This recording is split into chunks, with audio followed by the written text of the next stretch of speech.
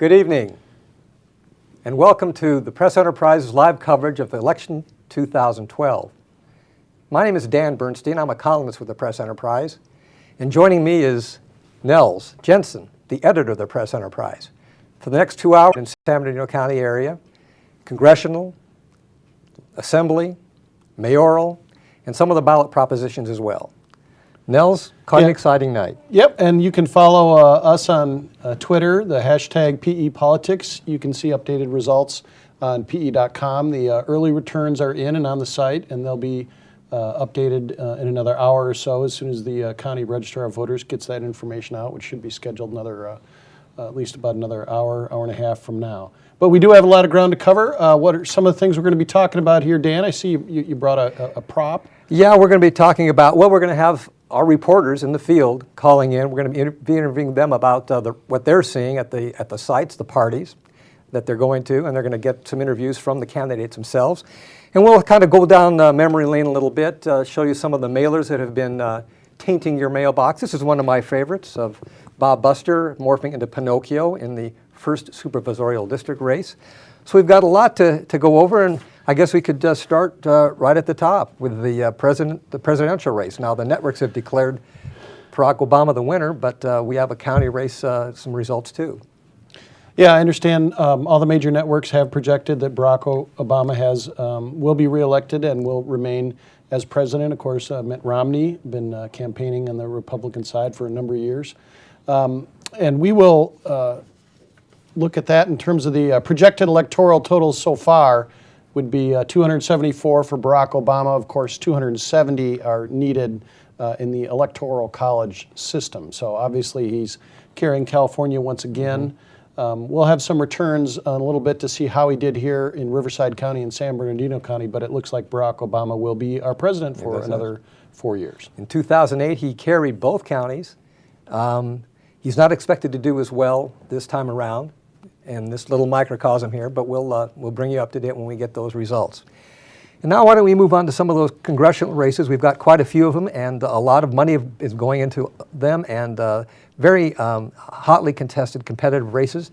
Let's start with Congressional District number 36. That's the Mary Bono Mack race versus Raul Ruiz. Right, and we're talking about a very small return of voters at this point here with Mary Bono Mack, the incumbent, from the Palm Springs area with 50% to 49% for Raul Ruiz, and again, this is one of those, as all these, not all of these, but several of these congressional races, very bitter races. A lot of mudslinging, lots of money being spent here in inland Southern California, much more, in previous years. It's not always been a competitive race out there in the predominantly desert area. That district now includes Calamasa, Banning, Beaumont, San Jacinto, Hemet, and of course all of the Coachella Valley. But a seat that the Democrats identified fairly early on as a potential take, if you will.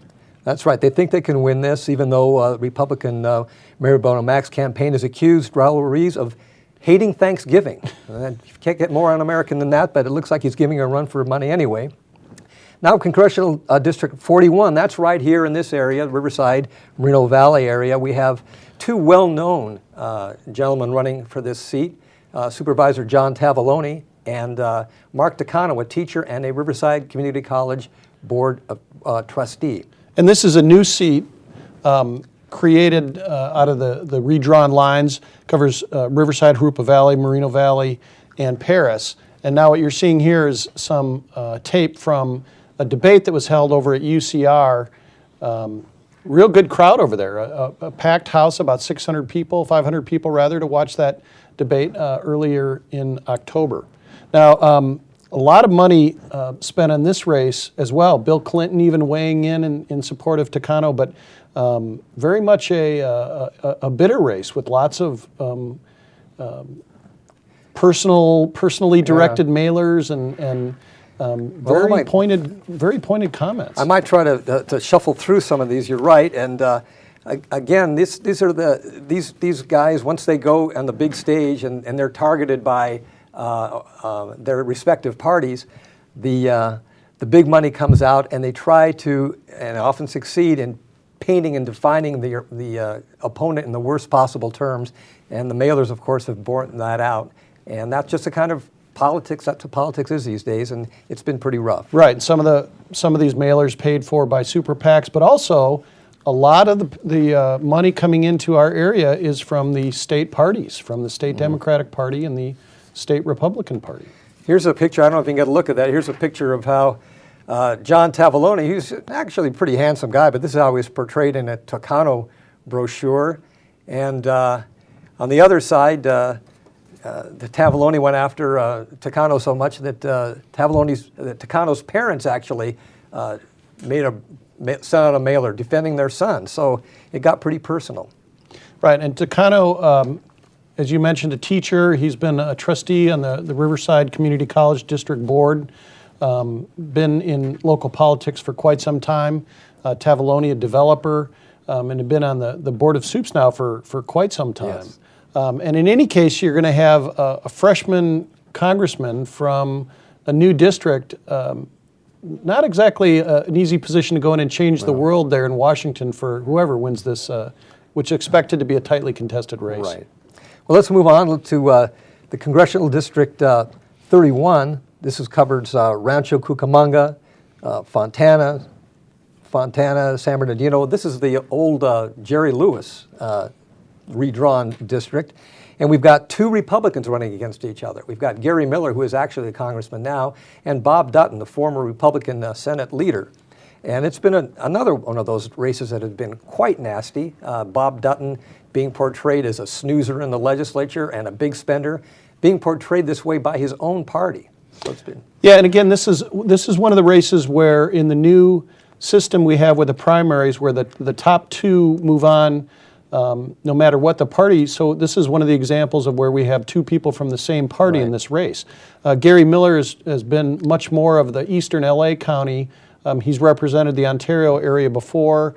Very, very conservative, one of the most conservative members of Congress, especially for being from Southern California. And you have Bob Dutton from Rancho Cucamonga, who's a veteran state representative. And even though they're the same party, they're not real friendly either. And in fact, when for the edit board interviews here at the PE, Bob Dutton chose not to come because he didn't want to be in the same room with Gary Miller. Wow, high school. And let's keep in mind that because they are both Republicans, they've got to attract Democrats. So one of the things we're going to be exploring the next day or so is who did the best job of attracting the Democratic vote in that district and whether it made any difference. Yeah, it makes for an interesting dynamic too, because you have, when you have from the same party, you often end up with very soft stances on some of these tough issues like immigration and some of the others, where not only do you not want to offend your own party members, but you don't want to necessarily offend people in the other party. So it was interesting as we tried to report on what people's stances were on immigration. We had a surprising number of candidates who just avoided the issue, you know, and it's just a different dynamic when you have two people from the same party running not just in a primary with their constituents, you know, from a party affiliation, but from the overall electorate. Just kind of a different dynamic. And they have to be careful what they say, because once one of them gets back to Washington, they're going to probably have to toe the party line. It's a different game back there. Absolutely. So that San Bernardino County District, Gary Miller leads in fundraising there, and I think it would be an upset if he does not win that seat. Let's move on now to a much more local race, the Riverside mayoral race. Riverside is going to have a new mayor I think for the first time. Actually, did we have the Baca McLeod? Oh, I guess we do. Yes, we have. Sorry, I jumped the gun there. We have one more congressional race. It's Congressional District number 35. And whereas we had two Republicans running in 31, we had Dutton and Miller. Now we've got two Democrats running against each other. Joe Baca, who is a congressman right now, he's being challenged by Senator Gloria Negrete-McLeod. She's a state senator. And this is, again, one of these, a lot of bad blood here in this race.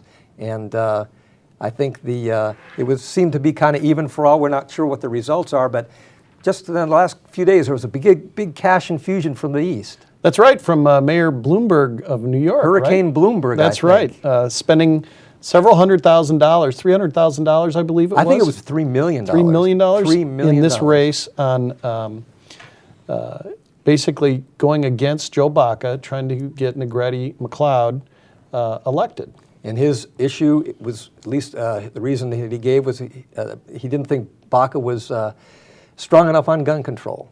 And so he threw $3 million at him, or against him, and we'll see how that plans out. We don't know how it's going. Looks like in the early results that he's ahead, but again, these are very early results. Now, sorry I jumped the gun, but let's move over to Riverside, the city of Riverside. The biggest city in the Inland Empire is going to get a new mayor for the first time in almost 20 years. Mayor Ron Loveridge is stepping down, and we've got Rusty Bailey, the city councilman, now in his second term, running against Ed Atkinson, the two-term city councilman, a businessman in town. What do you make of that race? Well, there were 7 candidates in June for the primary, and Rusty led by a fairly comfortable margin in that, which was interesting because I think Ed had, created a bigger buzz to begin with, but Rusty and his team just knocking on doors. That I think they've put themselves in front of everybody in town, and we're seeing some highlights here from a debate at Cal Baptist. This was part of a PE-sponsored debate that was part of the Raincross group as well. Pretty spirited race here where, Ed is a very frank businessman, very, understands and is talked about being tough, making sure the city manager works well with the council and doesn't dominate the council, talking about fiscal responsibility. And then you have Mayor Rusty Bailey, a protege of the mayor and kind of who's been a mentor to Rusty, and I know the mayor has endorsed Rusty. Yes, he has. And Bailey, I think, has been extremely well organized. He's got a lot of young support. They've hit thousands and thousands of doors, both during the primary and during the runoff.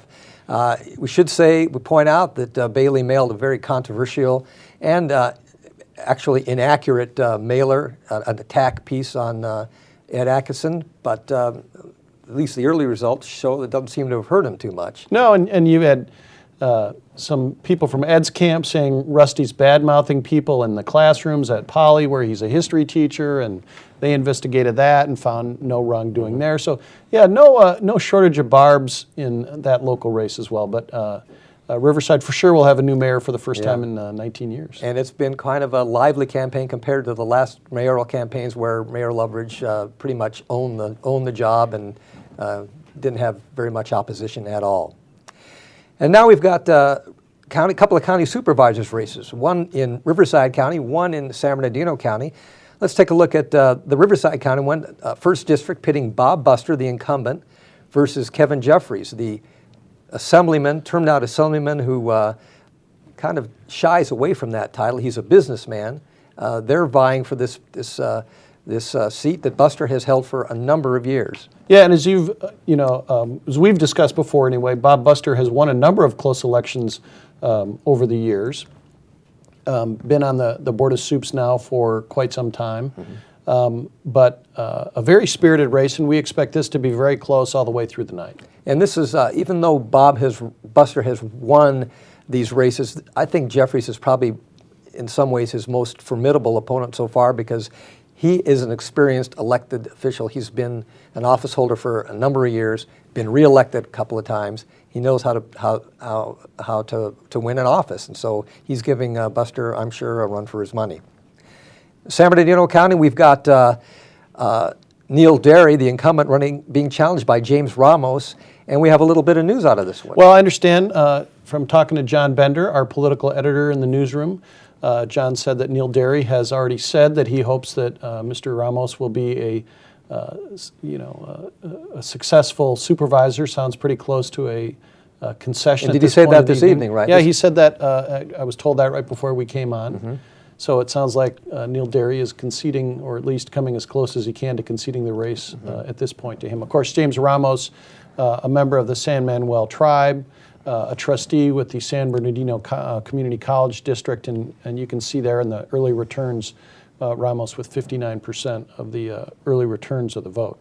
And Neil Derry, of course, has run into a few ethics issues during his time on the board, even though he ran on a let's clean up San Bernardino politics platform. Yes, he did, and that's kind of come back to haunt him. It's cost him. He lost a lot of support from the public employees, law enforcement, and firefighters unions, I believe, because of those difficulties.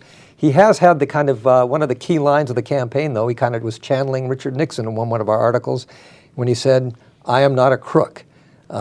Maybe not, but he might not be the winner tonight either. Now let's move on. Now we've got some legislative races. We've been talking about congressional and local and San Bernardino and supervisor. We've got some really interesting Senate and Assembly races, starting with District 31. The Senate District 31 includes Norco, Corona, Riverside, Moreno Valley, and it pits Jeff Miller, a Republican, against Richard Roth, the kind of conservative Democrat who beat out Steve Clute. Roth is an attorney. Jeff Miller, tell us a little bit about him. Yeah, so Jeff Miller's was 8 years in Corona as a mayor and council member. He's been chair of the Riverside County Republican Party, and he's been in the Assembly since 2008. Now, this is really a fascinating snapshot of politics, though, because this is viewed as one of the three key races in the state that could give the Democrats a supermajority in the Senate, which would allow them, in essence, to sideline Republicans on a lot of these issues in the tax in the issues in particular, right? Right. They need a certain amount of votes in the legislature in these houses to raise taxes. Right. So the Republicans identifying Jeff Miller as a strong local candidate. Darrell Steinberg, the superpower in the California Democratic Party, personally recruited Roth, who is a newcomer but is a Air Force general, very popular in the Riverside community. And there's been about $3.4 million spent on this particular race, and it's a bitter race. It is a bitter race, very, very. In fact, I'm in that district, and boy, the way they portray each other and the things they say about each other, you almost wouldn't know them. And let me show you just a kind of a picture of. This is the real Richard Roth. This is the attorney that is a business attorney about town.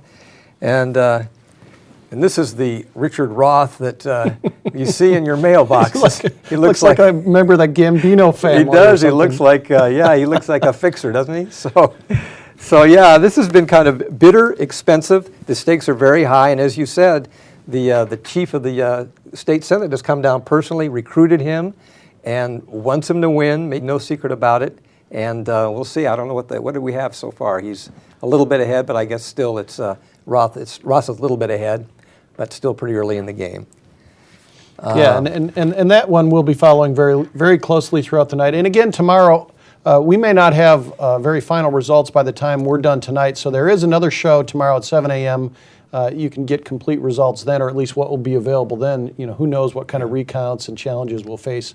But we will have a show tomorrow morning at 7 o'clock with Kim Pearsall. She's ill tonight. I'm sitting in for her, but hopefully Kim will be here at 7 a.m. so that one of us doesn't have to be. I'm sure she will be. I'm sure she will.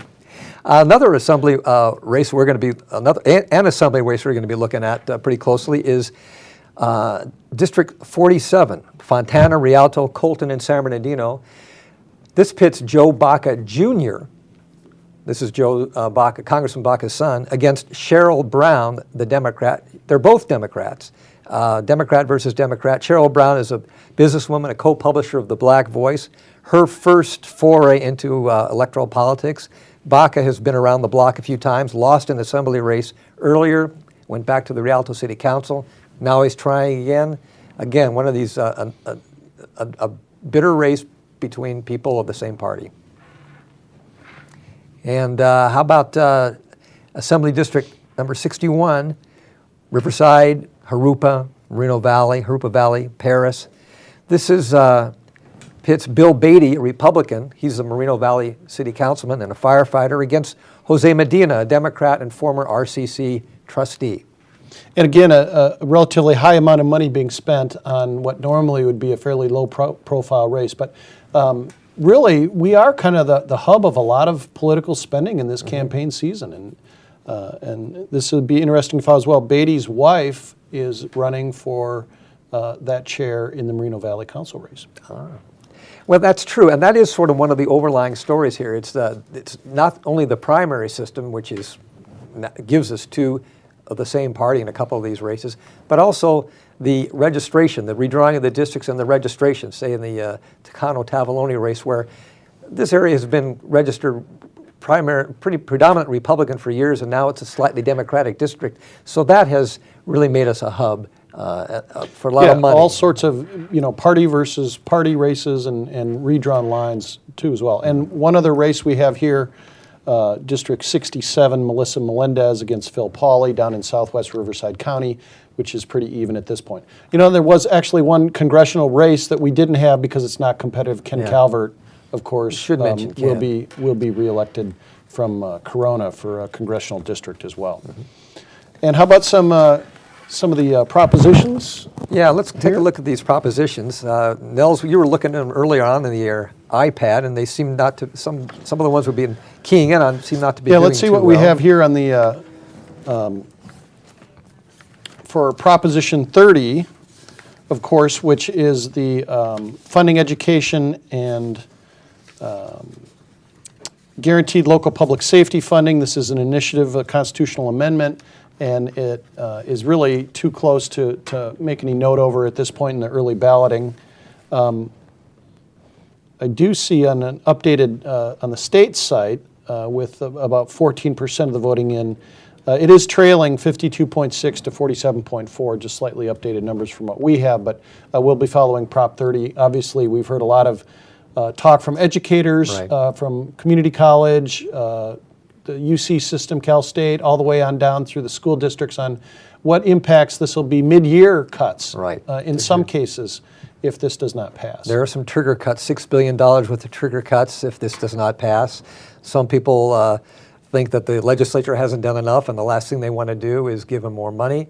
Other people say the governor has tried to cut the budget and be honest about his budgeting, and he's kind of entitled to go for this increase. He's got some credibility, so that's where things are. That's the debate right now. There's a competing measure, Prop 38, the Molly Munger, which is a straight big money raiser, a tax increase, a 12-year tax increase on personal on income taxes that raises $115 billion for the next 12 years, going mostly to education, not college, but K through 12. Yeah, primary education, and the early returns, it's getting clobbered. So, and I think a lot of people realize that both 30 and 38 would not go into play. So I think people were lining up more around 30 than 38 at this point. That's right. And Prop 32, the prop that would ban labor unions, corporations, and government contractors, et cetera, from taking money out of their employees' paychecks and using it for campaign purpose, political purposes. This is seemed to be generally loaded toward or loaded against unions, and public opinions generally seem to be going against it. How does that look now? It's pretty even at this point. What we show there is 53 no, 47, but again, this is very early in the voting, so it's really difficult to make a projection based on that. All right. Well, I think we've got a long night ahead of us. We'll end up talking, I hope, about the proposition, the death penalty, and the 3 strikes and others. But are we set to? We'll be visiting with PE reporters who we'll have in here talking about the local races that they've been covering. We'll have a few of them on the phone. You can follow the election coverage on Twitter at the hashtag PEPolitics, and you can check out results on PE.com. We'll be back after this short break.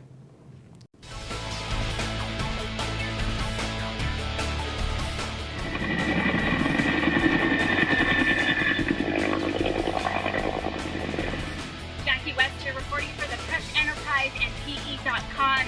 I'm here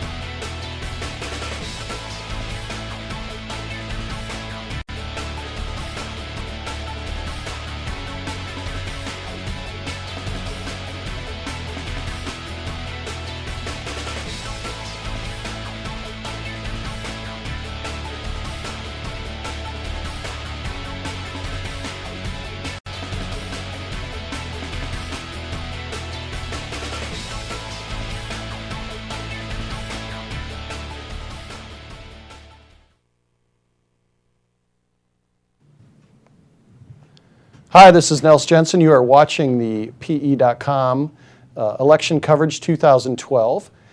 We are here in the video studio here in the fifth floor of our Riverside office. got a long night. And we're going to be joined now by Ben Goad, who is our Washington, D.C. correspondent. Hey, Ben, how you doing? Strikes and Doing others. well. How are you, Nels? Not bad, not bad. So where are you tonight? Right now, we'll be I'm at visiting the with, PE reporters campaign who party will for have a in number here of Democrats, talking about the local including races that they've been Congressional. covering. Of course, they're starting the program, which might make it a little loud, but and you can check out in the last few minutes. PE.com. Sorry, We'll be back after this short break. I'm sorry. In the last few minutes, the room. All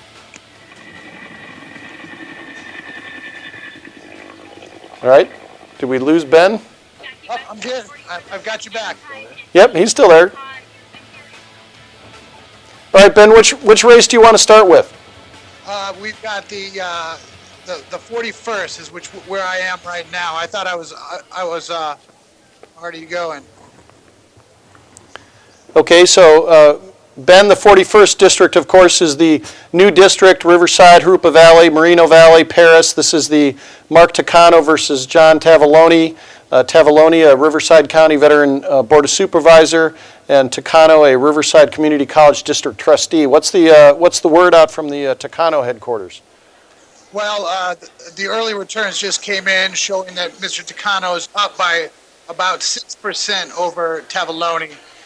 This has been a very hotly contested race throughout, and when the news came through, it followed by a few moments the news that President Barack Obama had won a second term. So already there was a sort of a celebratory atmosphere here, and then word filtered in that Takano was up, and so that made the celebration even louder.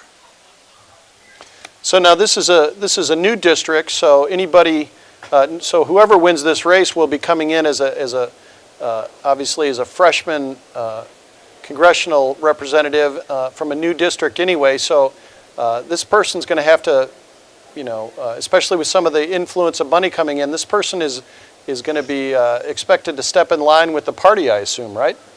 Yeah, well, that's the question. Now, Takano is a Democrat. He's sort of a rank and file Democrat. He's presented himself as a moderate throughout, as has John Tavallone. That John Tavallone has suggested he is more of a centrist than Takano in the race, and he will be able to buck the party system. Now, both of them, their parties, if they get elected, will do what it takes to try to get them a second term.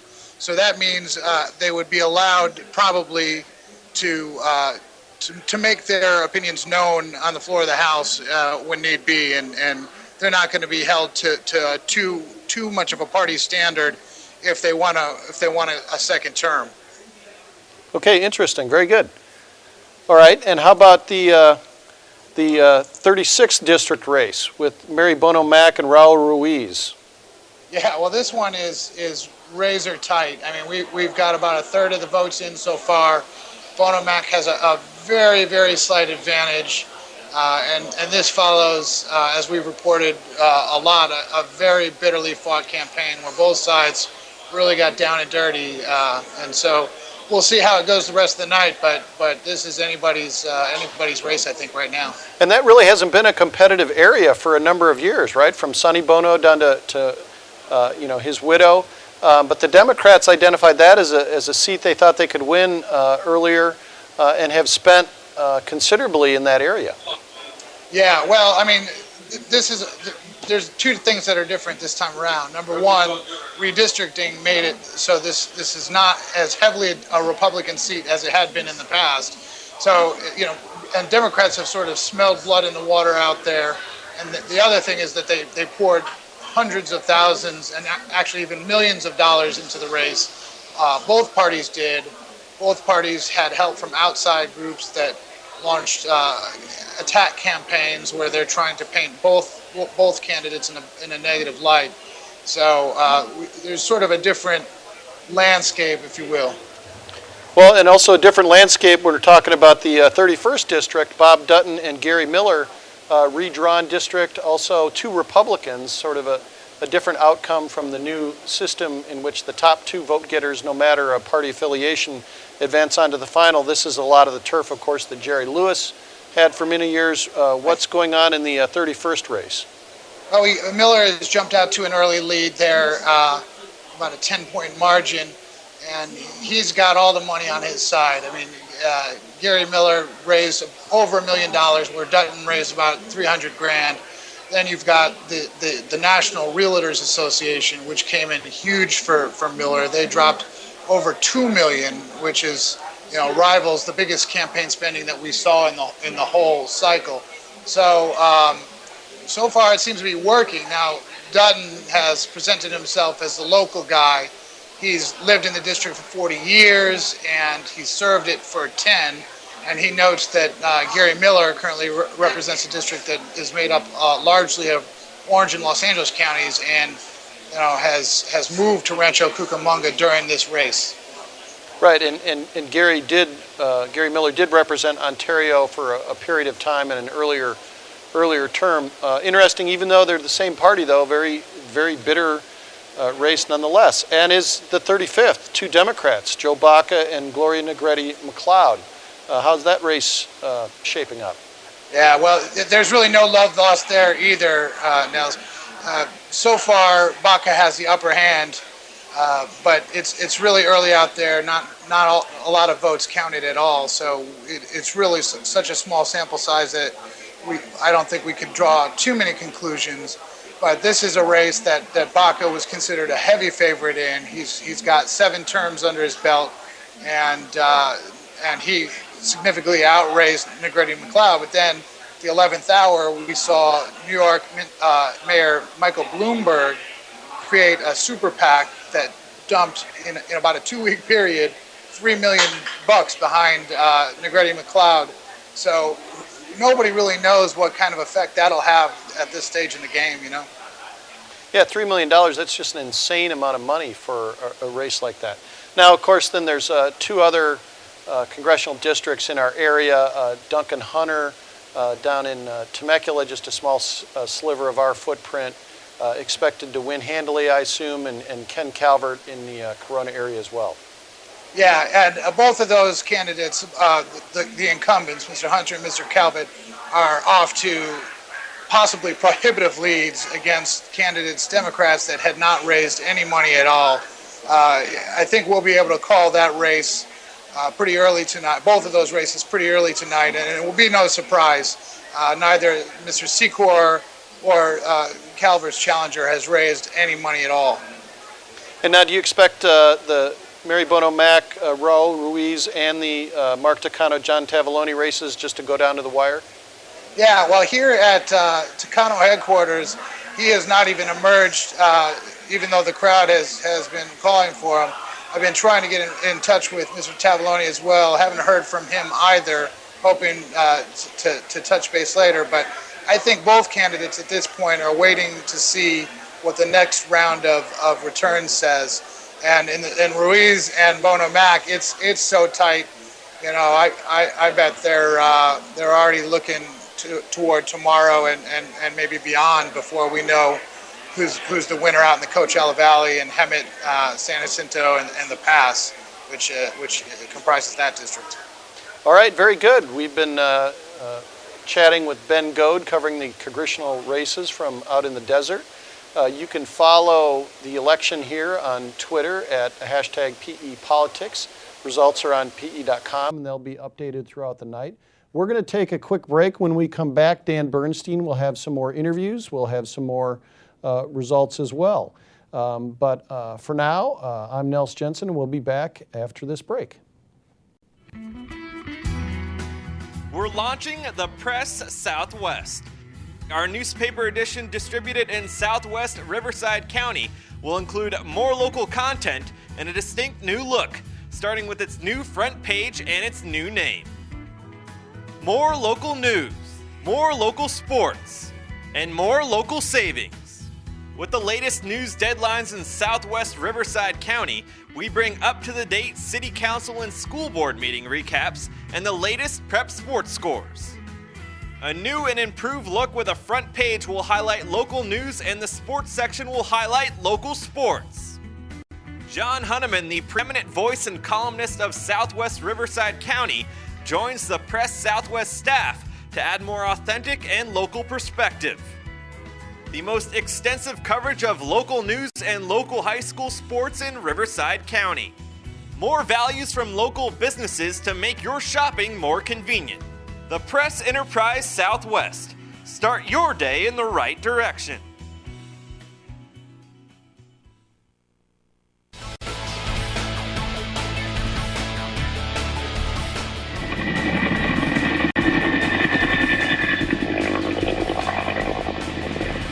Jackie West here reporting for the Press Enterprise and PE.com.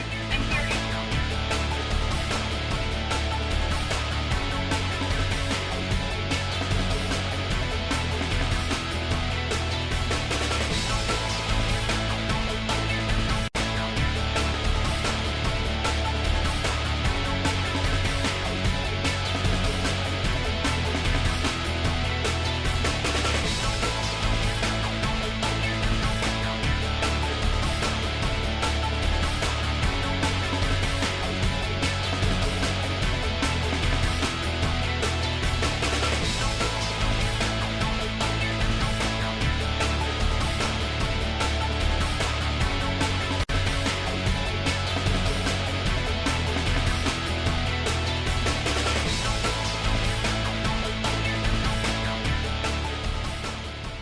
Hang on.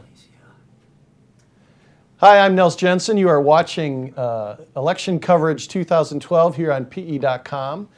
We are joined now by Jeff Horseman, who is covering the Riverside County Board of Supervisors race between incumbent Bob Buster and challenger Kevin Jeffries. Jeffries, a assemblyman who is now running for Board of Supes. Jeff, you're down in Lake Elsinore. What do you know? Well, right now, the last results posted by the registrar show Bob Buster with about a 3 percentage point lead ahead, about 1,600 votes. However, Kevin Jeffries is, not depressed about it. He's not upset. He said, hey, we knew this is going to be a tight race down to the wire. We're confident we'll pull ahead.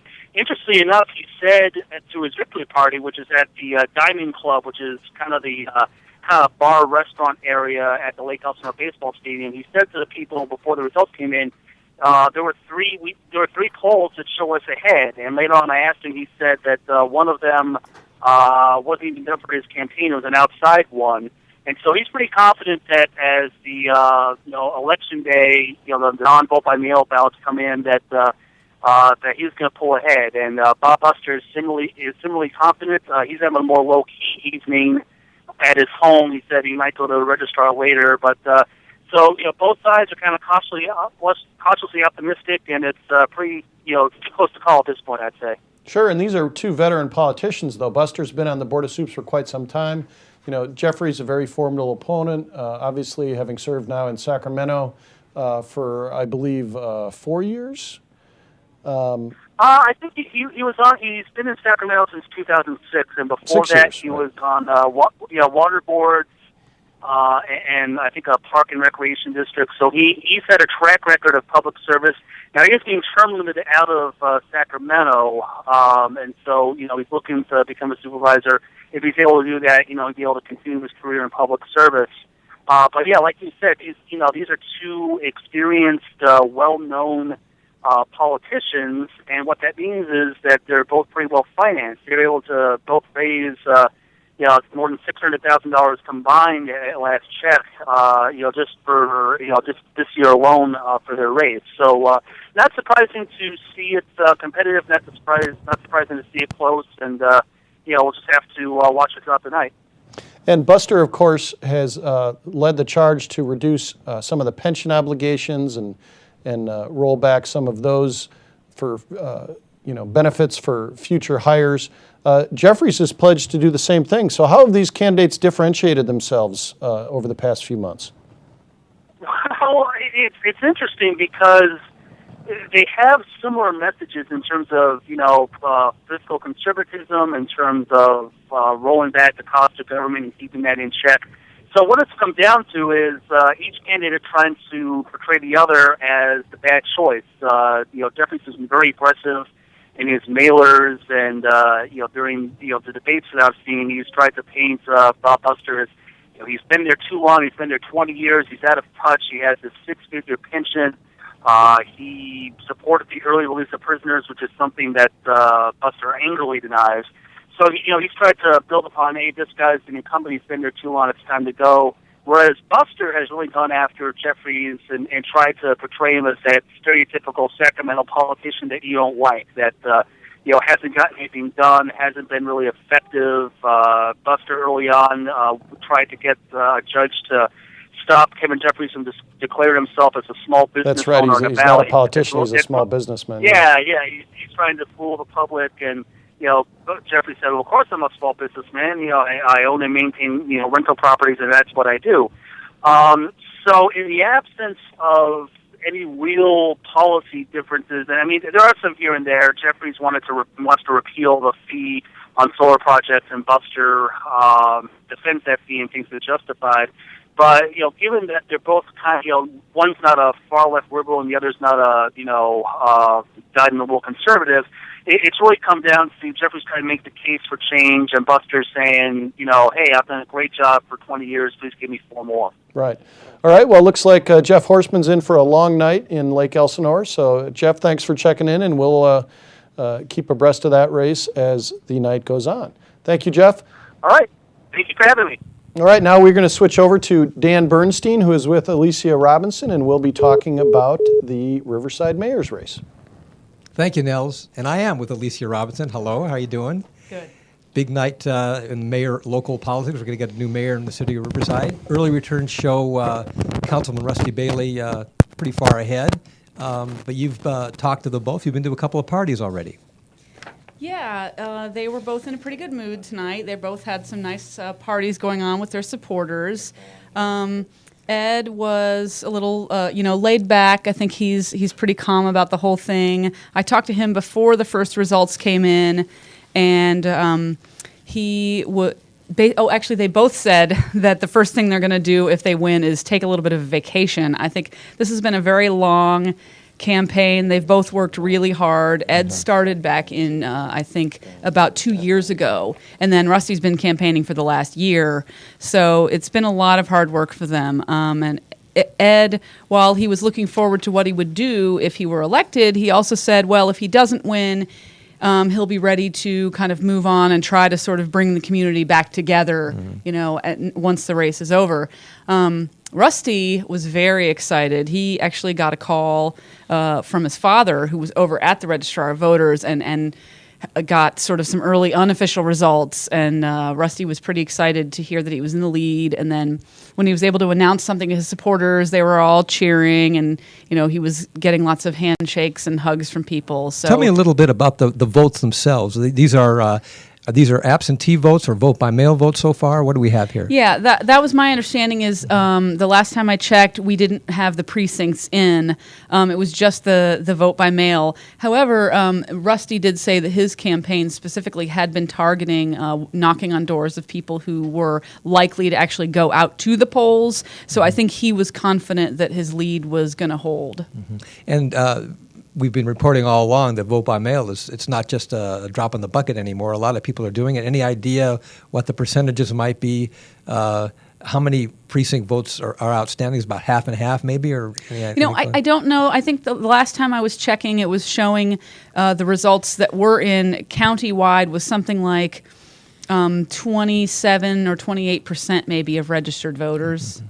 But is it too early to declare Rusty the winner? Is it still too early to do that? I think it is too early, but I mean, he did have a pretty solid lead. I was actually talking to Councilman Mike Gardner, who was at Rusty's party, and Gardner was saying that he believes whoever, even though throughout the night it may go back and forth a little bit, but whoever comes out with at least about 5 percentage points lead, he thinks that's going to be decisive. Now, Ed earlier was not certain that we were going to know the winner tonight. He said in this race, as in many of the other contests, around the state and the country, there might just be too many votes left to count to have a definitive winner. So I don't think we're going to know anything, at least for a few more hours, till we have some of the precinct results in. Do we know who had the best party spread, just offhand? Actually, they both looked pretty nice, although since I was working, I didn't stop and sample the food. But at Bailey's, they had balloons. They were in the Team Bailey colors, the blue, white, and yellow. And then at Ed's party, there was somebody serving pouring wine for people and things out on the back patios. They both had nice parties going on. All right. Well, thank you very much for coming in, Alicia. I know you've got a lot to do yet tonight, and we've got more results coming. I'm going to throw it now back to Nels Jensen, and he's going to speak, I believe, with Jim Miller, our Sacramento correspondent, about some of these propositions. Nels? Jim, you there? Hi. All right. How are you're following the state races and some of the propositions? Where do you want to begin? Well, yes, I'm at the headquarters. I'm at the headquarters for Richard Roth. He's a Democrat running for the 31st Senate District.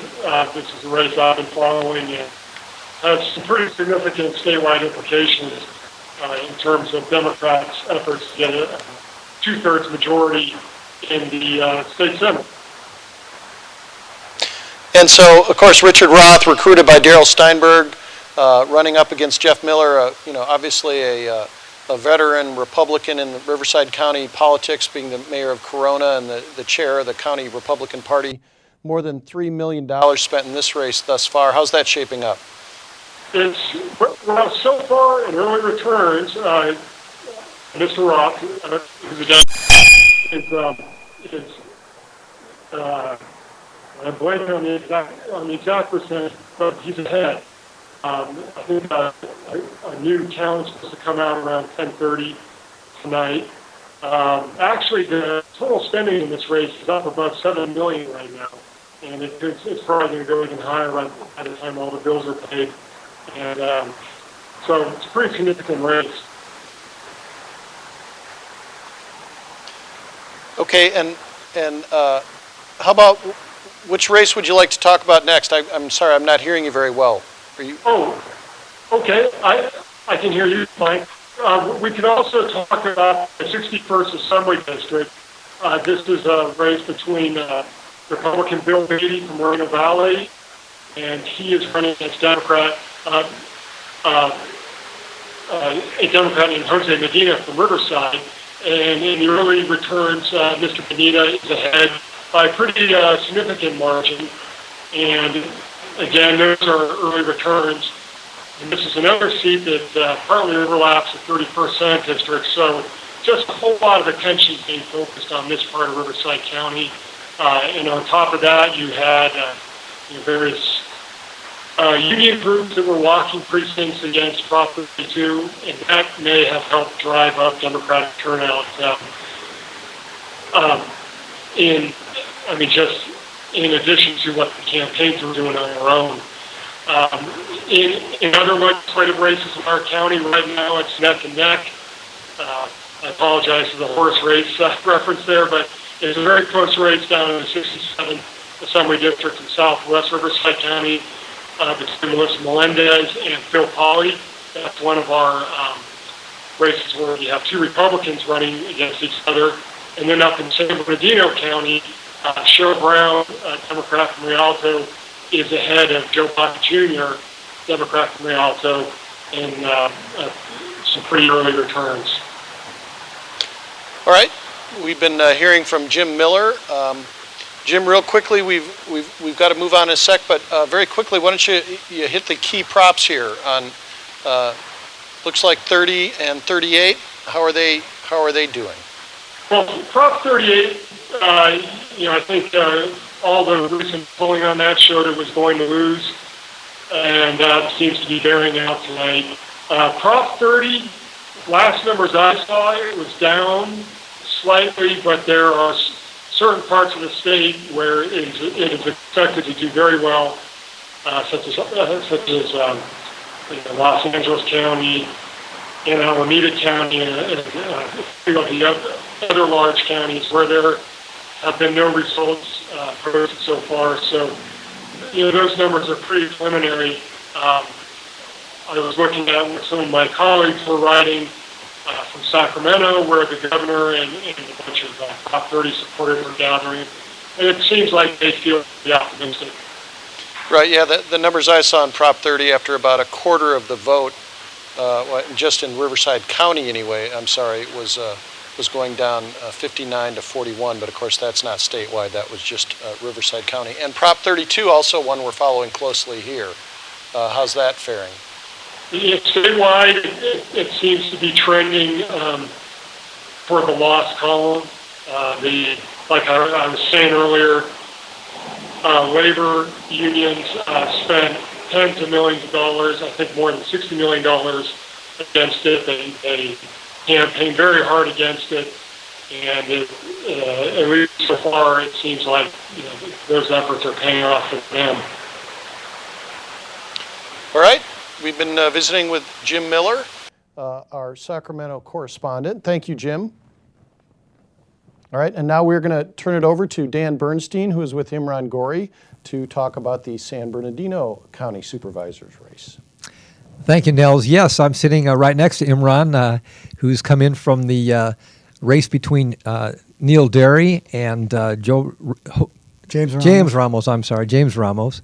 And a funny thing happened on the way to the final count. What went on tonight when you spoke to Mr. Derry? Well, and this was after the first absentee results came in around shortly after 8 o'clock, 8:15, and it showed James Ramos with a pretty significant lead. I think at that point it was something like 58 to 44. I don't remember what the number was then. Right now we've just got more current results. The next update, which shows Ramos with a 59% of the vote to Derry's 40%. In any case, Derry essentially conceded. He said the numbers were significant enough where he believed that it would be hard to overcome, and he said he wished James Ramos well. And did Mr. Ramos have any reaction to that? Well, he hadn't gotten a call from Supervisor Derry. Mm-hmm. I had tweeted about this, so we published it on the website. So I did relay the news to James Ramos, and he was certainly pleased to hear that. I think he was being a little cautious. He wanted to wait till this next round of numbers, but he's. I think there was certainly a very jubilant mood at the San Manuel Event Center in Highland where they were celebrating. And what do you think produced those numbers? This campaign's been going on now for quite a while. 18 months almost is what they were saying. And there's been a lot of back and forth and a lot of I won't taint it. What happened? What set the tone for these big numbers in this very early apparent concession? Well, one significant thing was the guilty plea that Supervisor Derry admitted to last year over a campaign finance charge. That's something that's dogged him throughout that campaign that Ramos made a big deal about, tried to tie him to the corruption issues. That's been a big problem for the county. And tonight he was saying that these results show that the voters are saying enough is enough, that we need to move on and improve San Bernardino County's image and get past this negative stigma that the county has had. So we never really could live that down, never could really kind of get on top of that one. Correct. And from Derry's point of view, it was a fundraising issue that was quite, Ramos had a huge fundraising advantage in the June primary. I think it was almost 2-1 that he outspent him. After that June primary, a lot of Derry's significant campaign backers switched their support to Ramos, and he continued to hold a significant lead in fundraising. Was it mostly a character type of campaign, or were there issues that were driving this as well? I think it was character. It was also, Ramos said his main issue was also jobs, but he was kind of tying those two together, saying until you get past this negative image, you can't get on the path to improving San Bernardino County's fortunes. Very good. Well, thank you very much, Imran, for coming in. I hope it has a short night for you, considering there might be an early concession. And I'm going to kick it back to Nels. Nels, take it away. All right, thank you, Dan. We are being joined now by Dana Straley, who is one of our education reporters here at the Press Enterprise. Dana, you've been covering Measure W in the Alvord School District, which of course is parts of Riverside and Corona. Yes. And that is a reauthorizing $75 million in school district bonds. $79 million. $79 million. And the district officials say it doesn't actually increase debt, but it would raise property taxes for the voters. And it was out to an early lead with the absentee ballots counted and the early returns in. It needs 55% to pass, and it had more than 59% in these early returns that we have so far. A little bit early to say for sure. Yes. Right. But now this has been, or at least as many of these, reauthorizing bonds kind of raises the ire of some taxpayers or some watchdog groups. Tell us a little bit more about the background in this particular case.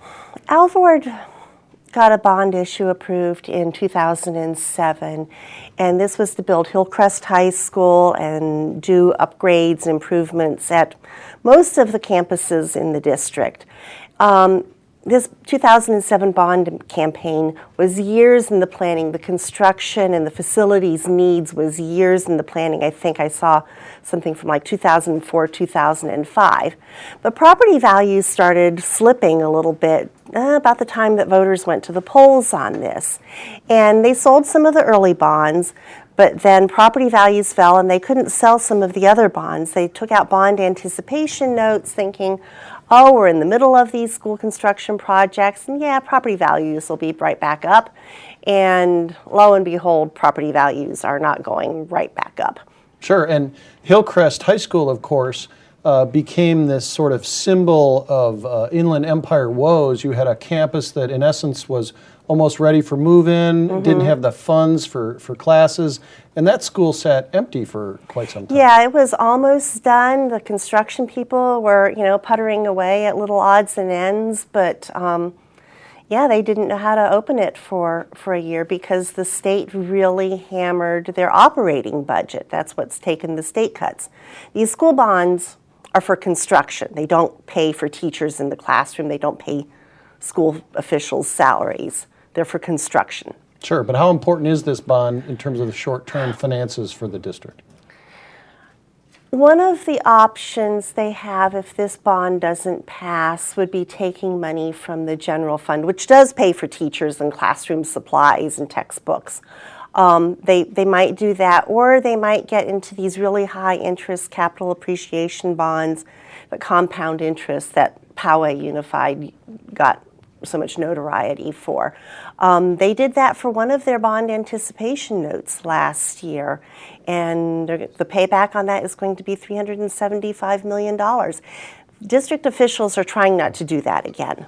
Yeah, so that's why they're proposing Measure W. Sure, and I don't think anybody really wants to be in a position where you're paying these huge multipliers on the principal amounts on these school district funds. Yes, that's what they say they're trying to avoid. But they also concede they didn't do a good job getting the word out, and there's some fairly organized opposition. So we'll see what happens as more results come in tonight. Okay, thank you, Dana, very much. We've been talking with Dana Straley from the Alvord School District Measure W bond. We are going to take a quick break. You're watching PE.com, the election returns here on the local races. We'll be back with more interviews, more results, and a quick run-through of some local city council races as well. We'll be back after this short break. We cover the issues you care about. Here at the Press Enterprise and PE.com, local news matters whether you live along Route 66 or on Main Street. We provide regional analysis and in-depth investigation of issues like education, transportation, the environment, and much more. Important matters are covered here. That is how we keep you connected to your community. The Press Enterprise and PE.com. For home delivery, call 1-800-794-NEWS.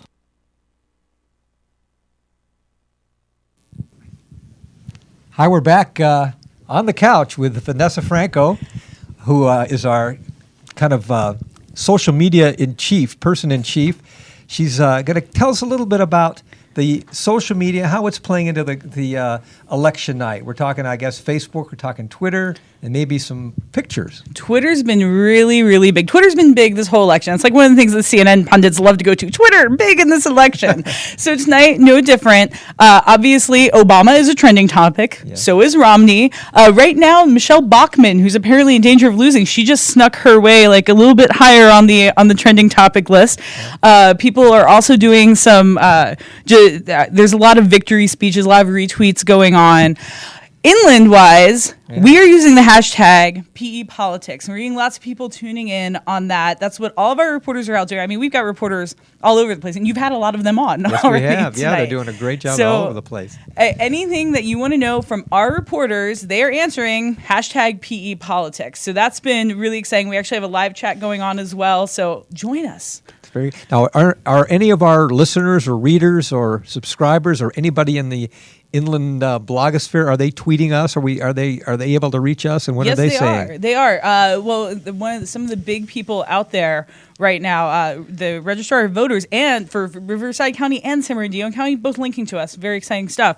And the results just keep going in, and it's really exciting. But that's not the only thing we have going on. What else is out there? You're going to love this, Dan. All day today, people have been sending us their best I voted sticker photos. So, if you go voting, you get an I voted sticker. We have a dog. My favorite one's the dog. Christine sent that into us. There's a dog with the sticker. Cute. Fantastic. I mean, we've had so many people come in. I love this one. Somebody came in with, you can see all of the elections they voted in. That is one, epic. I think it's a coffee cup. I'm not even really sure. Lots of voting there. Oh, you can't resist anyone who gives us some love at PE.com for I voted. I really love that one. People are really, really getting into this. You can actually still send them to us at webteam@PE.com. We're still posting them.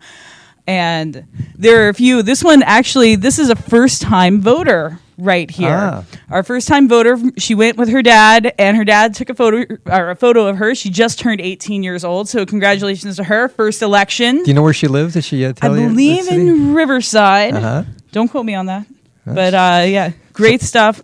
And this wonderful girl, this is her first election as well, and she's a little bit bigger than the ballot. She went with her mom and grandma for her first election. She looks a little confused about the proposition. A little bit. I mean, aren't we all a bit confused? But she was great. She was great up there. So like I said, we can still get them at webteam@pe.com. We're accepting photos. We're putting them in our reader photo gallery. It's going to be very exciting. Now, how did you get the word out that they can send these to you? On Facebook and on Twitter. Right. On Twitter, we are at PECom_news. On Facebook, just look for The Press Enterprise, and we're up there. You can like us. I'm on there. I've been talking with people all night. It's been fun. Wow. Well, do we have any more of these pictures? Can we have any more to show, or are we just about out of them? We're just about out of them. We're just about out of them. Well, so keep them coming. And how about the Facebook entries? Are we getting a lot of feedback on the... Yeah, we're getting a little bit of feedback. A lot of it is coming through on our politics blog as well. But I really love that people are actually... Another way you can share the photos with us is by posting them on our Facebook page at facebook.com/thepressenterprise. That's another way you can get those photos to us. And you can see here some great I voted photos. And like I said, we're still accepting them, webteam@pe.com, or post them on our Facebook page. I still love this girl. She's the greatest. And now I think Nels and Dan are back with some more results. All right, I'm going to do a quick little rundown of a couple of city council races. We will have full results on PE.com in the morning. There's dozens of local school board and city council races. As I said, those will be updated on the website. The returns we have thus far from the Riverside County last updated at 8:57 p.m., so we're due for another update soon on that, Dan. So these numbers are going to be fairly preliminary, but I just wanted to touch base on a couple of key races here. In Corona is the first city I'm going to touch base on. Incumbent Jason Scott has an early lead there. Dick Haley, former treasurer, is running second there, and Aaron Hake is the top contender, running third there. In Eastvale, which is one of the newer cities, Ike Bootsma and Jeff de Grandpré, the two incumbents, are winning there. City of Hemet, very interesting race. Key issue there would be fire and police, whether or not they consider consolidating those with the county and saving some money there. That's one of the many cities that are running on these slates where you have three candidates together trying to, combine voting areas there. Robert Youssef, the mayor, is an early lead there. Rick Cremeni and Shelley Milne, that ticket basically is leading there, but Bonnie Wright is hanging real tough in that race, so it's too early to tell on there. And let me just touch base on a couple other key ones in Lake Elsinore. It looks like Bob Magee and Natasha Johnson are winning there. Menifee, a hotly contested race there. Obviously, that's one of those cities that is always a lively political scene. And with 32% of the votes counted there, Scott Mann with a substantial lead over Darcy Kunze. And in Moreno Valley, a very interesting race there because Ido Benzivi, the developer with the Skechers warehouse and the proposed World Logistics Center, he has funded three other candidates. He's basically, his candidates, he's already got some people who support him on the council, and in two of the three districts, his candidates are winning there, and another one is very close as well. Murrieta, the Randon Lane is winning there. He's an incumbent. There's two seats up there. And in the mayoral race in Riverside, Dan, we'll talk about that again in a minute. Rusty Bailey with a 57-43 lead over Ed Atkinson.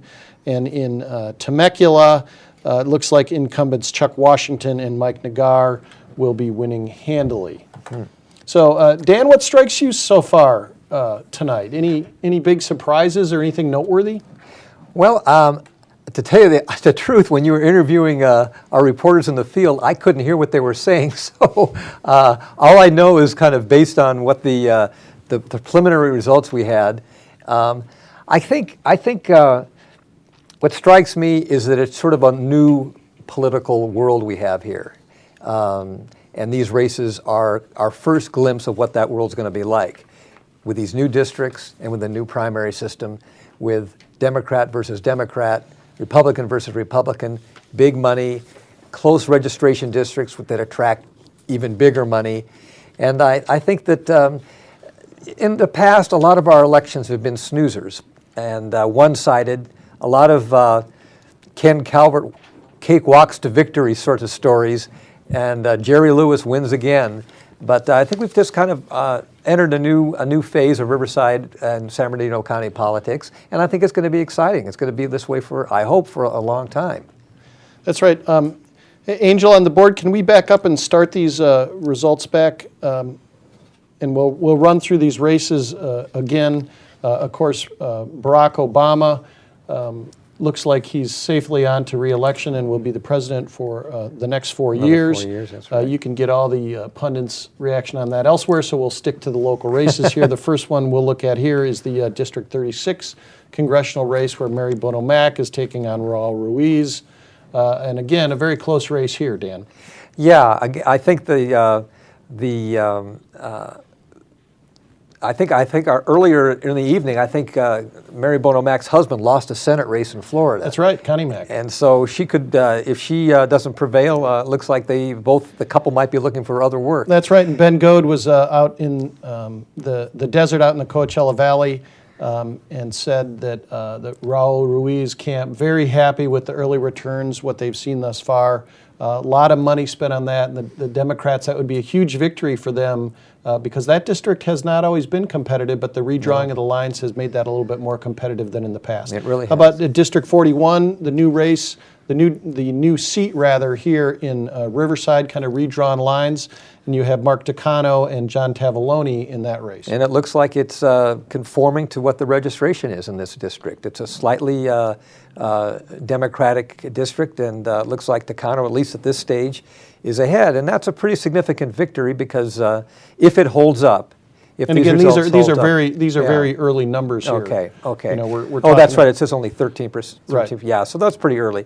I think they probably will change. Tavallone is very well known in this area. He's been in public service a long, long time, as is Decano. I think in some ways what this redistricting has done is given the area two very good quality candidates. And I think that, as you said, once they get to Washington, all bets are off because they're freshmen and they've got leaders to listen to. But I think each of these first three congressional races we're talking about, not sure if there'll be congratulatory calls at some point or not, because these have been fairly bitter races. And this one, updated results here with Tucano at 54% of the vote to 46 for Tavoloni.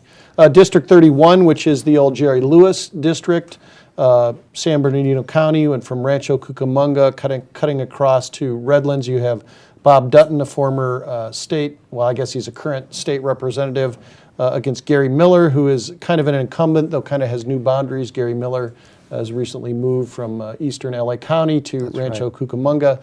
Miller very well funded, especially by the realtors, and he has a 55 to 44 lead there. Yeah, it looks like now again are those updated results? They still look a little early, but if that margin continues, that's pretty much what the experts expected. He was so well funded. All right, and of course that was two Republicans. Again, you mentioned earlier the different dynamic here with the primaries being the top two vote getters advance regardless of party. And in District 35, which is also in San Bernardino County, kind of Pomona, Montclair, Ontario, Chino, Fontana, parts of Rialto, Joe Baca, the veteran congressman, and Gloria Negrete McLeod, she of the $3 million benefit from Mayor Bloomberg of New York. In that race early on, looks like Joe with a slight lead there. One thing we didn't say, I'd like to yank our viewers back to that desert district with Bono Mac and Raul Ruiz. Ruiz received more money actually before this $3 million dump from Hurricane Bloomberg, more money than any of the candidates in congressional races, $545,000, and I think that obviously helped make him very competitive. Sure, and of course nationally a key issue is will control of the Senate change hands, but still the Democrats, just for the long haul, especially identified that seat, and they've gone after it hard, and they looks like they're giving Mary Bono Mac a run for the money. Two seats that are not up for grabs, really. Duncan Hunter, kind of a third-generation politician. The only part of our footprint there is down in Temecula. He's winning handily. And Ken Calvert, who it seems like now has got to be one of the more veteran California representatives. He is. I think he's maybe second or third senior most congressman in the Republican in the California delegation. Just when you remember a couple of years ago, he darn near lost his seat. And if it weren't for the gift of gerrymandering and had that little sliver of his district in Orange County, he would have lost his seat. He didn't carry Riverside County. He didn't carry his hometown, I don't believe. But things have changed, and redistricting has been very kind to Ken Calvert. It's given him an extremely safe district. It's almost a footnote as far as our discussion is concerned. And I think they have to kind of also wonder what he's going to do. You know, I keep waiting for a breakout year from Ken Calvert in some ways. He's been around a long time, and he still seems to be not quite up in that upper tier of Republican leadership in the House, and maybe that will change this time. Okay, can we run through the state races real quickly first? Do we have time to do that? Can we do a couple of the state Senate District 31? There's we got to do. All right, that's the Jeff Miller, Richard Roth race. Again, we've talked about how the state Senate really is in play in terms of a potential supermajority for the Democrats. Yes. They went hard, identified Richard Roth as a popular local business person who they could recruit and go up against Jeff Miller, Corona, former mayor of Corona, who's been in the assembly. Very much a hardcore race here with lots of money. $3.4 million spent in this race, an awful lot of it from the two state parties. And it's not a friendly race. No, it's not, and it's a lot, but there's so much at stake with this race too. As you said, the supermajority, that's the real story here. It's not just Richard Roth, it's what he represents, that vote, and that could put the Senate over the top as far as Senate Democrats over the top. So it's no wonder that so much attention is being focused here. All right, and in the Assembly District 47, Joe Baca Jr. Running against Cheryl Brown, two Democrats.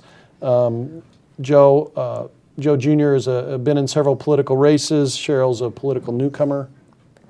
And they both kind of say the other doesn't have the experience and the know-how to get the job done, so they're essentially going to be newest. One of them is going to be a freshman assemblywoman, and I don't know what the results are now, but I think that this is again one of those races where there's been some friction and divisiveness, and you've got two Democrats in it. Sure, and Jim Miller reporting on these races for us. He also mentioned in the 61st, Jose Medina, a Democrat, running against Bill Beatty. Jose Medina, a Riverside Community College district trustee.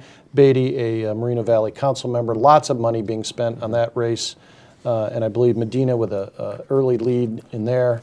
And one other district race we have, Melissa Melendez, a Republican, and Phil Pauley, a Republican there in Southwest Riverside. A very close race there. We are going to take a break. You are watching the election 2012 returns here on PE.com. We'll be back after this. We're launching the Press Southwest. Our newspaper edition distributed in Southwest Riverside County will include more local content and a distinct new look, starting with its new front page and its new name. More local news, more local sports, and more local savings. With the latest news deadlines in Southwest Riverside County, we bring up-to-the-date City Council and School Board meeting recaps and the latest prep sports scores.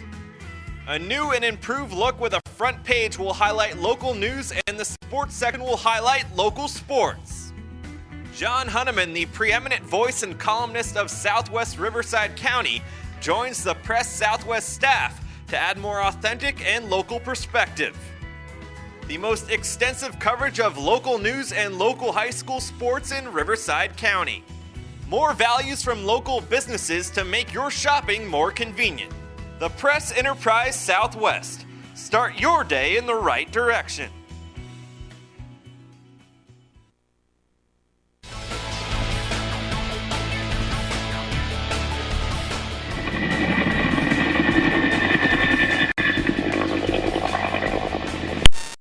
Jackie West here reporting for the Press Enterprise and PE.com. I'm here in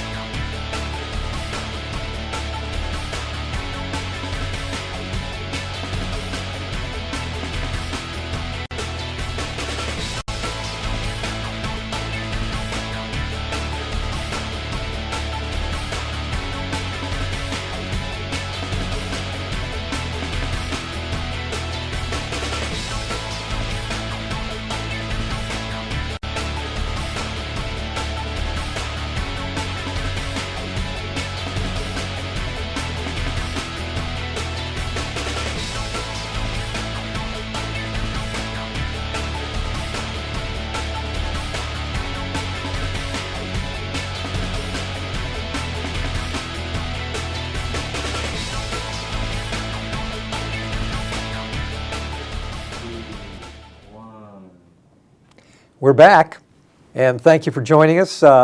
Dan Bernstein and Nels Jensen with another half hour or so to go of our coverage, live coverage of the election 2012. And we've been through a lot of local races, but I'd like to talk a little bit about the statewide propositions, Nels. What do you have, what's Sure. the latest? Well, looking at, this is from the state website, general election here, and this is only about 21% of the precincts reporting. This is as of 10:15 p.m., so this is fairly recent.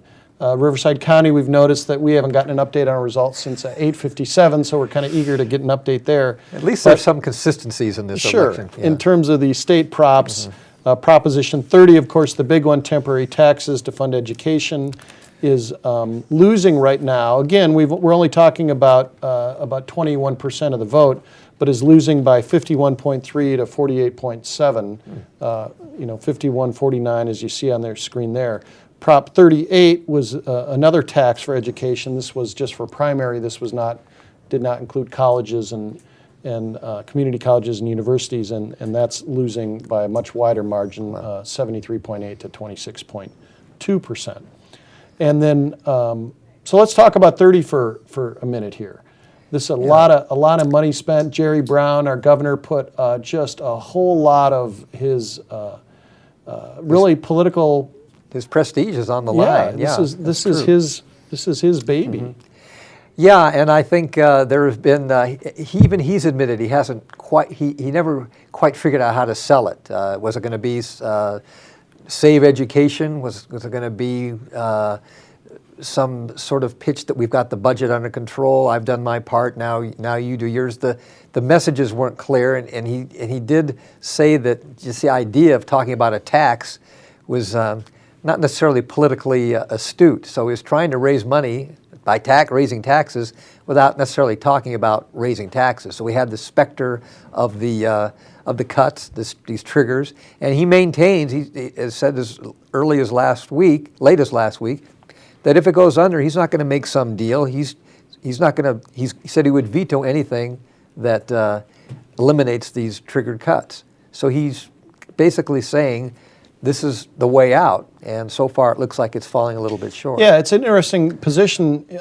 He's basically said, okay, the legislators haven't been able to take care of this. This is the approach we're going to take. But the opponents have pounced on a few things. One of them being, okay, at the same time, you're still pushing this, this high-speed rail and this billions of dollars to go toward that. At the same time, as the opponents would say, you're holding education hostage for a tax hike.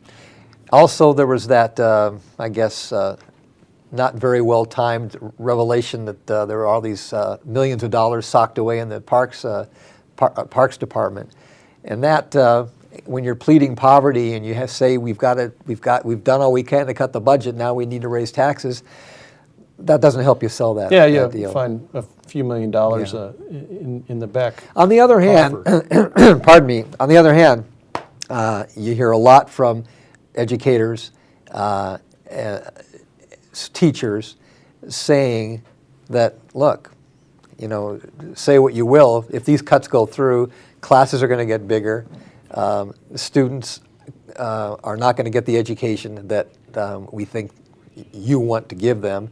They're not going to be competitive, and maybe call it hostage or not, but that's the reality. And clearly Prop 38 going down at 74 to 25 there, that does not include higher education funding. But you mentioned with the colleges, it's interesting because even though they legally are not supposed to, I've been at events where I've heard Morales at Cal State San Bernardino, Tim White at UCR, and Gray over at RCC basically come out and support Prop 30. They even acknowledge, I'm not supposed to be taking a political stance, but we are so desperate for funds, please support 30.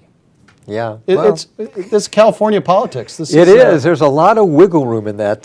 Yeah, you're right. I mean, there's a lot of things that have been happening in the last few months that the politicians and the leaders that we have aren't necessarily supposed to do, but they do it anyway. Yeah, and Proposition 30 really kind of the linchpin of Jerry Brown's current positioning. It's going to be interesting no matter what happens, whether we have these trigger cuts, which some local school districts have prepared for and already budgeted as if this does not pass, and others that have not. So you could see some additional furlough days in some districts. You could see some other programs being cut at the high school levels. You could see shorter school years for a couple districts as well. Yeah, it's going to be one way or the other. It's going to be very interesting to follow. All right, and Prop 32, which is the political contributions by automatic payroll deduction. Right. The public unions have a huge political sway in Sacramento. Right now, that is going down to defeat 51-5 to 48-5. Again, that's after about 20% of the vote, so it's probably too early to declare that one way or another. But again, it looks like unions able to keep the status quo with this if they're able to continue. I think a lot of people thought that this was sort of a loaded proposition. It tended to rope in labor unions, corporations, government contractors, et cetera, on these payroll deductions, when in fact unions were the only group or entity that actually used these payroll deductions for political purposes, and others, including corporations, find other ways to do that. And so I think those corporations were sort of thrown in as a smokescreen, maybe to say everybody's going to suffer when really they weren't. And That's I think right. people saw through that. we don't have deductions, automatic deductions for political purposes here at the Press Enterprise. No, we don't. We do have them for a newspaper. If we want to buy a newspaper, we actually, little known, but yeah, we don't get any great deal on our subscriptions. They come out And of we our happily paychecks. buy newspapers That's here. right. Yes, we do. We support the cause. We don't have graphics for these, but I can mention a couple of the other key ones we're following. The death penalty proposition number 34, again, with about 21% of the vote in, is a no vote thus far, 56 to 44. Pretty healthy lead then. Right. The human trafficking, Prop 35, a very big lead there. 3.3 million votes to 665,000 votes. So that is a yes in terms of proposition to strengthen the laws against human trafficking.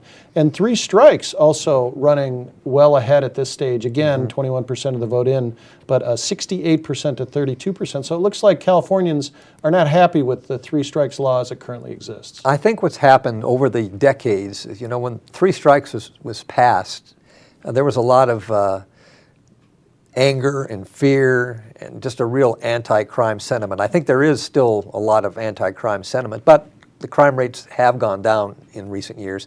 Plus, I think Californians have realized just how expensive it is to keep people in prison, especially when you compare to how expensive it is or how to educate our kids. And education seems to kind of come up in second place. And I think that maybe there's not getting soft on crime here, but really a little bit more fiscal prudence. If someone shoplifts a Tootsie Roll and that's their 3rd strike, should they really spend the rest of their lives in jail? Yeah, at tremendous expense in the prison system versus being on probation or in some type of diversion program where you get more counseling and help in that sort of way. I think the message was loud and clear. We're investing in the wrong people. We're investing so much more money in the prison system as opposed to the education system. So I think the voters, I think you're right. I think they're speaking out, at least in terms of the 3 strikes law aspect of that. But they don't want to go so far to use the same argument for the death penalty, which is interesting. That I thought, and leading up to the election, I read some stories and some polls that suggested that that might be tighter. Now, these are earlier results, but it looks like the death penalty one is going down pretty handily. Sure. How about Prop 37, engineered food? Yeah, so and again, this is fairly early, but it's going down to a no vote at this point, 57% to 42%. Very controversial in terms of how that's worded. It's one of those things where, and these propositions often fail just based on sort of a voter belief that, if I don't understand this, I'm just going to vote no.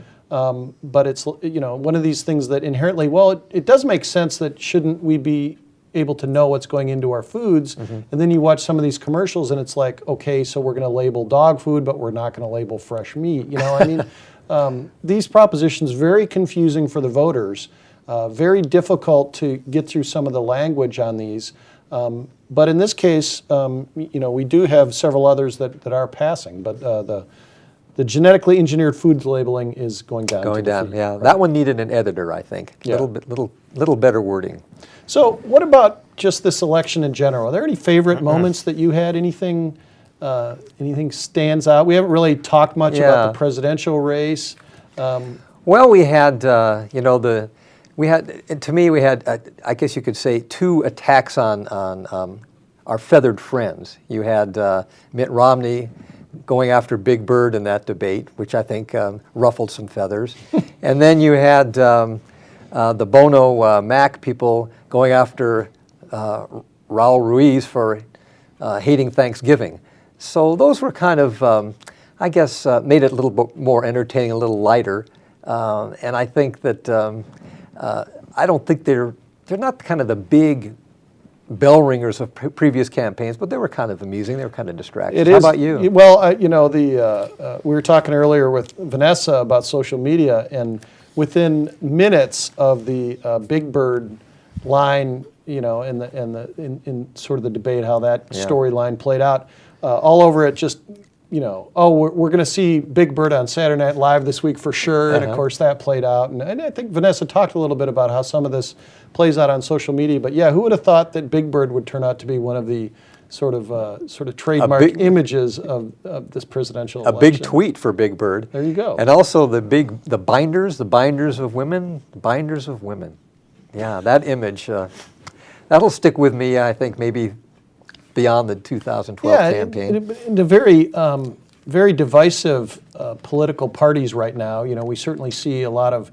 whether we're talking about the war on women or whether we're talking about here in California, even where you have the same parties really really banging on each other real hard in some of these races. It's been a nasty campaign on local fronts, on the state front, and on the national front. Have you seen anything locally as nasty as this one? I was a little surprised at the Riverside mayor's race. Again, that one mailer that Rusty Bailey put out. And it's not so much that he put it out and that it was inaccurate, but how he responded to it when he was kind of called out on it. And he just basically stuck by it, didn't back off. And I thought that was kind of revealing. They just kind of passed the buck on, this is the stuff they gave us. Yeah, this is the stuff they gave us, and that surprised me for a local race. Usually you get that stuff maybe a few notches up in legislative and congressional races. That was pretty muddy. But generally I think this is just generally the latest campaign is always the dirtiest. But I think that if you go back in time, all these campaigns, even campaigns in the prior century were pretty dirty, and some of those came down to gunfire and duels. So there is an element of politics that gets pretty intense and pretty personal. Remember, I guess it must have been the first George Bush had Lee Atwater, who was famous for his gut cutting, and so famous that he sort of made a deathbed confession that he regretted it. Sure. So we've got a rich heritage of bare-knuckled, razor-blade-elbowed politics. But you don't see a duel between Roth and Miller or I don't Tucano think and so. Tavallone. I don't think they're going to be carrying flattering pictures of each other around their wallets, I can tell you that. So now, you live in it's interesting how here in Riverside at least, we've referred to it in print as the vortex, where you have this combination of all these competitive races at the same time. The volume of mailers that you're getting must be just phenomenal because of that, the competitive mayoral race, the assembly race, the Senate race, the congressional race. We don't even have a competitive senatorial or presidential race yet. You've got 4 hyper-competitive races, and the mail just must come stuff the box every day. It stuffs it. It's very high-quality paper. It's very colorful, and I have to say, if I weren't in this business and saved them, it would go right in the recycling bin. I have a caller. He's kind of a frequent caller, and he's pretty savvy about politics, and he calls it the 60-second rule. And that is that that mailer has to get from the mailbox into your hands, into your head, before you put it in the trash in 60 seconds. But I'll tell you, I think that's a little slow these days. I think people just automatically are tossing that stuff. And I don't.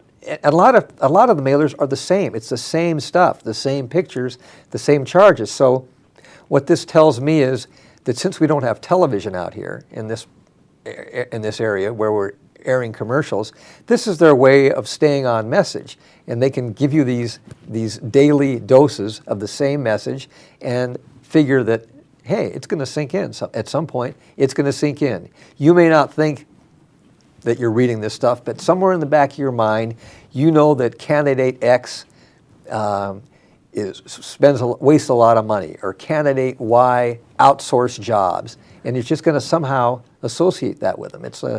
I think they wouldn't do it if they didn't think it was effective, and I think in a way it is effective. Sure. So put on your analytical hat here. Right. We have an area here in the Inland Empire that under-indexes on everything, whether it's the amount of physicians per capita, the amount of charitable giving, education per student, college bound, whatever it is, we tend to under-index on everything.